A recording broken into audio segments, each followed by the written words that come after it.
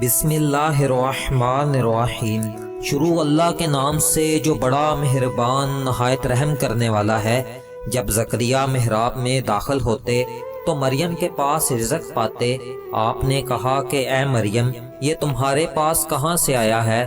تو وہ بولیں کہ یہ اللہ کے پاس سے آیا ہے۔ بے شک اللہ جس کو چاہتا ہے بے حساب روزی دیتا ہے۔ اسی جگہ حضرت زکریا علیہ السلام نے رب کو پکارا، کہا کہ اے میرے پروردگار۔ قرآن مجید کی اس آیت کی روشنی میں حضرت مریم کا محراب کہاں تھا؟ حضرت زکریا علیہ السلام کا حضرت مریم سے کیا رشتہ تھا؟ حضرت مریم علیہ السلام کے پاس رزق کہاں سے آتا؟ اس رزق میں ایسی کیا بات تھی؟ حضرت زکریا علیہ السلام نے اللہ سے کیا دعا کی؟ حضرت عیسیٰ علیہ السلام کی والدہ ماجدہ، حضرت مریم کے والد کا نام عمران اور والدہ کا نام حنا تھا۔ جب بی بی مریم اپنی ماں کے شکم میں تھیں تو اس وقت ان کی ماں نے یہ منت مان لی تھی کہ جو بچہ پیدا ہوگا اس کو بیت المقدس کی خدمت کے لیے آزاد کر دوں گی۔ چنانچہ جب حضرت مریم پیدا ہوئی تو ان کی والدہ ان کو بیت المقدس میں لے گئیں۔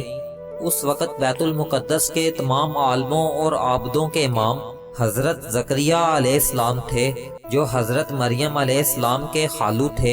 حضرت زکریا علیہ السلام نے حضرت مریم علیہ السلام کو اپنی کفالت اور پرورش میں لے لیا اور بیت المقدس کی بلائی منزل میں تمام مردوں سے الگ ایک محراب بنا کر حضرت مریم علیہ السلام کو اس محراب میں ٹھہرایا۔ چنانچہ حضرت مریم اس محراب میں اکیلی خدا کی عبادت میں مصروف رہنے لگیں اور حضرت زکریا علیہ السلام صبح شام محراب میں ان کی خبر گیری اور خورد و نوش کا انتظام کرنے کے لیے آتے جاتے رہتے۔ چند ہی دنوں میں حضرت مریم کی محراب کے اندر یہ کرامت ظاہر ہوئی کہ جب حضرت زکریا علیہ السلام محراب میں جاتے تو وہاں جاڑوں کے پھل گرمی میں اور گرمی کے پھل جاڑوں میں پاتے۔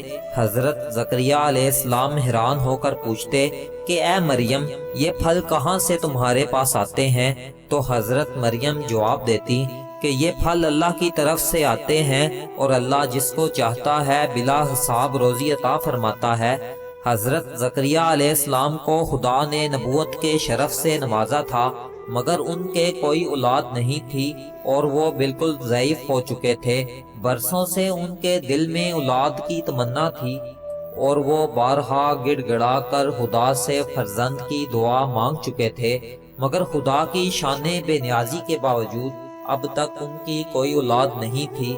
جب انہوں نے مریم کی محراب میں یہ کرامت دیکھی کہ اس جگہ بے موسم کا پھل آتا ہے تو اس وقت ان کے دل میں یہ خیال آیا کہ میری عمر اب اتنی ضعیف ہو چکی ہے کہ اولاد کے پھل کا موسم ختم ہو چکا ہے، مگر وہ اللہ جو حضرت مریم کو محراب میں بے موسم کے پھل عطا فرماتا ہے، وہ قادر ہے کہ مجھے بھی بے موسم کے اولاد کا پھل عطا فرما دے۔ چنانچہ آپ نے محراب مریم میں دعا مانگی اور آپ کی دعا مقبول ہوئی اور اللہ تعالیٰ نے بڑھاپے میں آپ کو ایک فرزند عطا فرمایا جس کا نام خداوند عالم نے یحییٰ رکھا، اور اللہ تعالیٰ نے ان کو نبوت کا شرف بھی عطا فرمایا۔